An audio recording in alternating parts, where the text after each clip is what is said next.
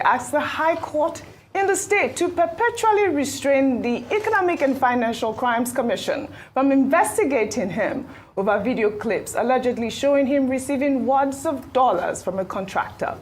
The video, which trended on social media in 2018 and published by the Daily Nigerian, showed the former governor allegedly receiving the bundles of dollar notes and stuffing them inside his flowing garment, otherwise known as babariga.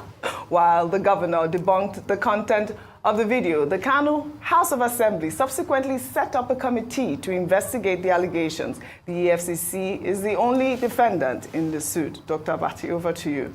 Well, that video was in 2018, and it became a big issue. And I think on account of that video that was released by a particular newspaper, Dr. Ganduje, as governor then, took Jafar to court, the journalist that made, that wrote that story and reported it. Now, I think it's very strange because since that 2018, the House of Assembly in Kano State set up a committee to investigate the governor. Till date, till the lifetime of that assembly expired last week, that committee never submitted any report. Imagine that. Which is the way things go in this country. And this is why we say the legislature, has been so terribly abused to the extent that, those lawmakers, the oversight function that they are supposed to perform, they don't perform it. The allegation is that the governor was collecting money from a contractor and he was pocketing the money under his bull boss rope, And this was part of the money we were told meant for SUBEP, for the education sector in that particular state. So you have the House of Assembly taking such a long time and never completing the investigation, never submitting the report. And it's now on the basis of all of this that the former Attorney General of Kano State has now gone to court seeking a restraining order against the EFCC from investigating Governor Ganduje. Well, since the matter is still in court, we can just comment on it peripherally. One of the prayers that the former Attorney General is placing before the court is that, one, EFCC should not intervene until that matter is concluded by the House of Assembly. Which House of Assembly? A House of Assembly that did nothing. And two, until the case between Ganduje and Jafar, is determined in the court of law. But the thing to note here is that, well, it's up to the court. Let us not do the work of the court for it. But to an ordinary person, this looks ridiculous. When a man is governor, Section 308 grants him immunity. But when he's out of office, he has no immunity. He can be investigated. So taking EFCC to court, EFCC has not even summoned him. EFCC has not started investigating him. They are already warning the EFCC not to attempt it. I mean, what kind of country is this? Which in itself is a violation of the rights of the EFCC, as outlined in its own Establishment Act. So the question to ask is, what is Dr. Ganduje afraid of? If he's not afraid of anything, if the EFCC wants to invite him, they can invite him. It doesn't mean that, he's already guilty. They will carry out their investigations. And you should be reminded that it can't be going about threatening to slap people. Because this one is also like threatening to slap the EFCC. The other day he was at the villa. He said if he saw Kwankwanso, he would slap him. That will feature on what's trending. Some of these characters who get to leadership position in Nigeria, But it can be sure, of course, that Governor Abba Yusuf, the current governor of Kano State, will not listen to him. Already, Abba Yusuf has turned himself into a demolition man, demolishing things all over the town. But it can be sure that having lost his immunity, even the Kano State government would investigate him. So will he go to court and say the new government must not inquire into his activities when he was there? He probably would.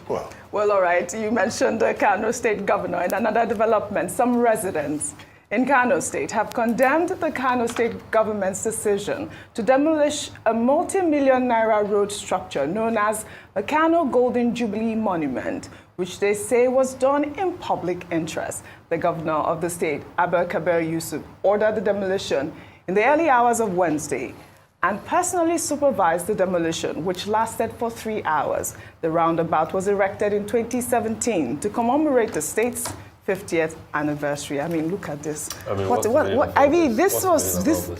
See, was so unnecessary. I think Governor Kabir Yusuf of Kano should remember this. The Yorubas have a saying. They say Adiyera no kinsho wajegbe.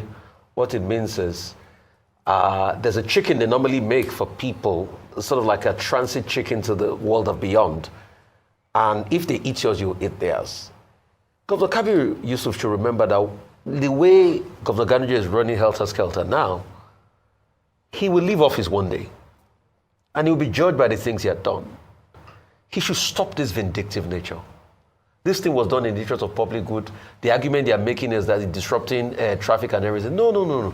There's something they call social monuments for every society. Mm-hmm. He's built this, let it be. And stop all this vindictive nature. Because after all is said and done, whoever is pushing him to do all of this, they will leave him high and dry. So he should be careful. He should be careful because at some point, Governor Ganduje reigned supreme and felt he was the Lord of the Manor. But look at him today. He could bring in the National Assembly to investigate something and on so that he will exonerate himself of the case of the Gandola scandal. We can't forget, that's where the name Gandola came from. Yeah, that's how he got his name. Yeah, Gandola. But the truth is today, you are the one now begging the court to help you hold EFCC. It just reminds me of a man that wants to, you want to fight with somebody else and you're saying they should tie the hand of the other person. No! Yeah. Let the law take its course. Please, you should cool down on things. He has gone on a lot of this demolition exercise.